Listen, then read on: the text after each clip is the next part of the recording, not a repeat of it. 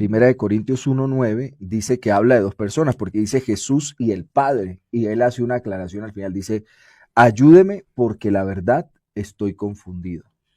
Pues vea, el hecho de que aparezca no solo en Corintios, usted lo lee en todo el Nuevo Testamento que Jesús se hace mención, él mismo hace mención del Padre.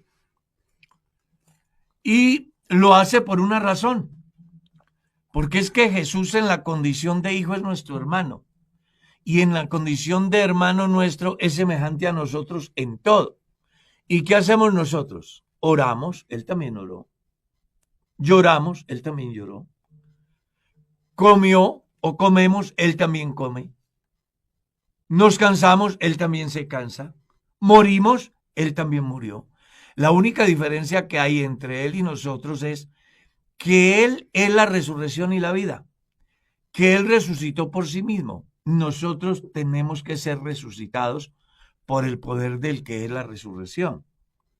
Entonces, quiero decirle al hermano que en la Biblia va a encontrar, por ejemplo, Juan 10:30, yo y el Padre. Va a encontrar en San Juan 14, el que me ha visto a mí ha visto al Padre. Va a encontrar en San Juan capítulo 17, ahora Padre, glorifícame en ti mismo con la gloria que tuve en ti antes que el mundo fuese. Estoy leyendo la Vulgata Latina. La Reina Valera dice, ahora Padre, glorifícame al lado tuyo con la gloria que tuve contigo antes que el mundo fuese.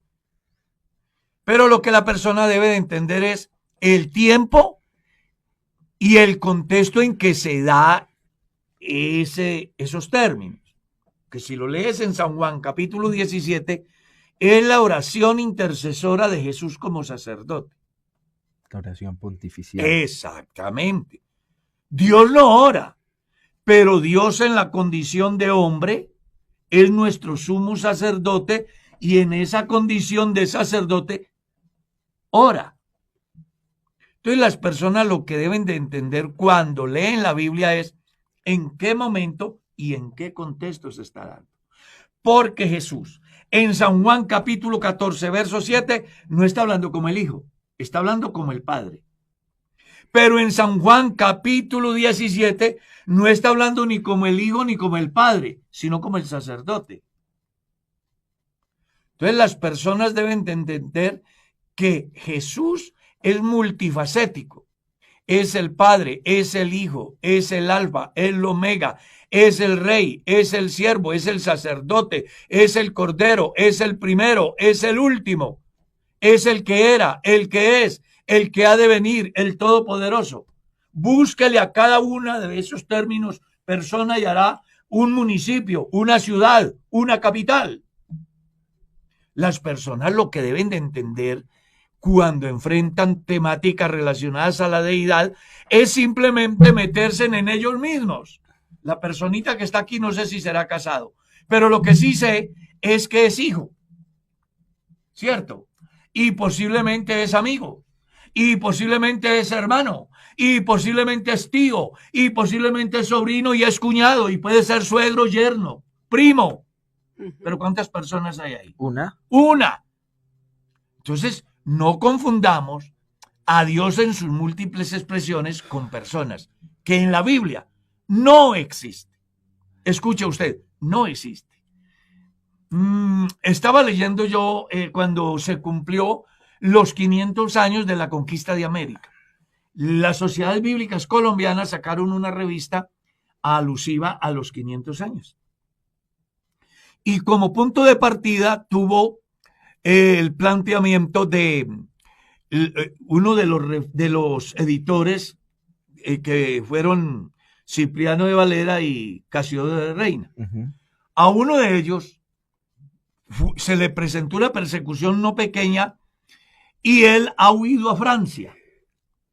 Y me llamó mucho la atención porque llega a una iglesia protestante en la cual le exigen la confesión de fe para mirar si lo aceptan como pastor de esa iglesia. Y recuerdo lo que él dijo.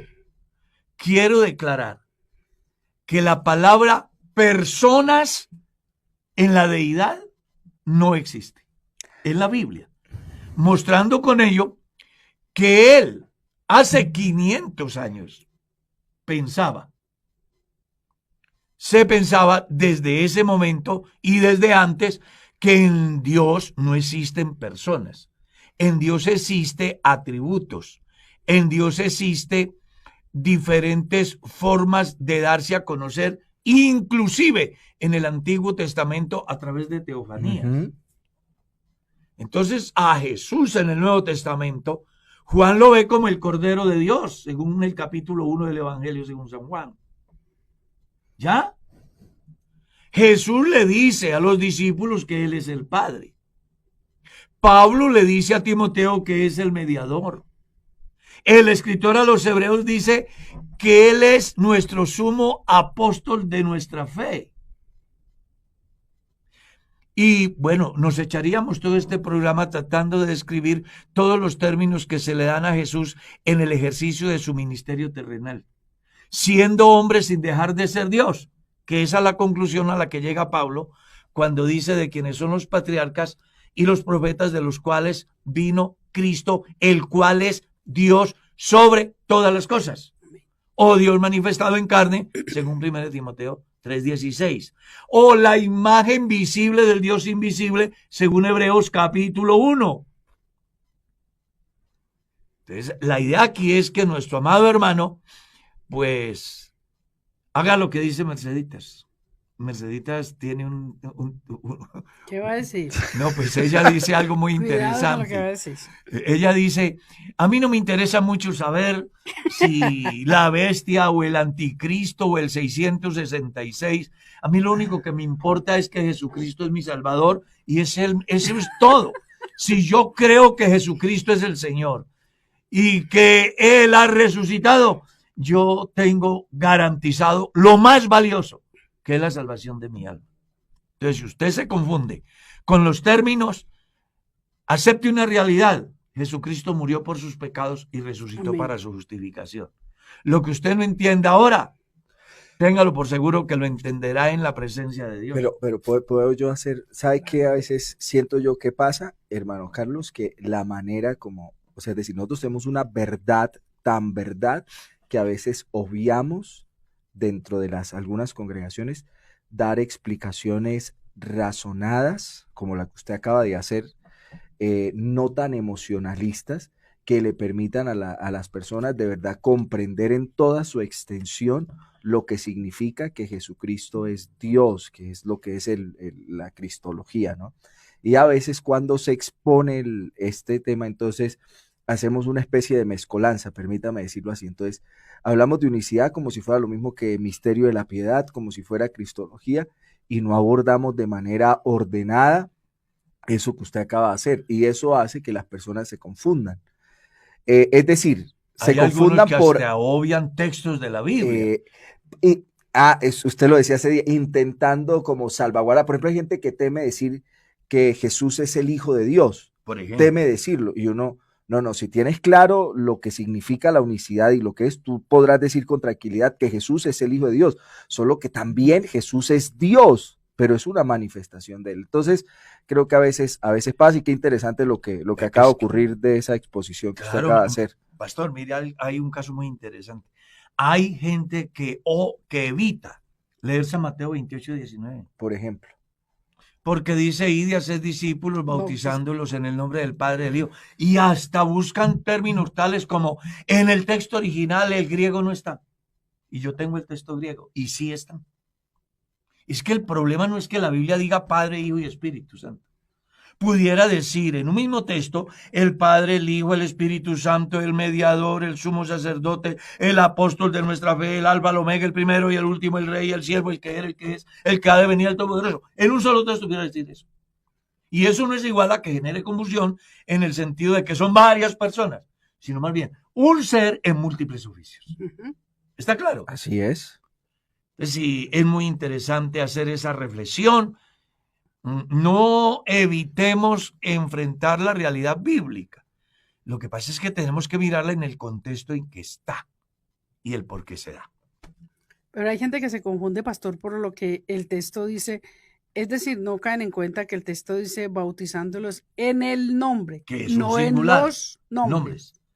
Si dijeren los nombres, caramba, la cosa es En los complicada. nombres del Padre, del Hijo y del Espíritu Santo. En la mutilación Dice, de las en él. Sagradas Escrituras, según el reverendo Domingo Fernández, no pudieron sacar ese pedacito, ¿no? En el nombre. Porque Dios no, es decir, uno se pone a mirar las Sagradas Escrituras y descubre cómo a pesar de y por encima de la esencia está ahí. Y pueden hacer lo que quieran. No, lo que usted se puede quedar aquí hablando, ¿no? A mí que me gustan esos temas de la historia. Leer uno la historia del texto bíblico es una muestra del poderío de Dios. Claro, ha sobrevivido a miles de ataques, desde quemar textos hasta buscarle sentidos diferentes a las palabras. Muy delicado. Por eso, a Dios gracias que todavía contamos con la palabra de Dios.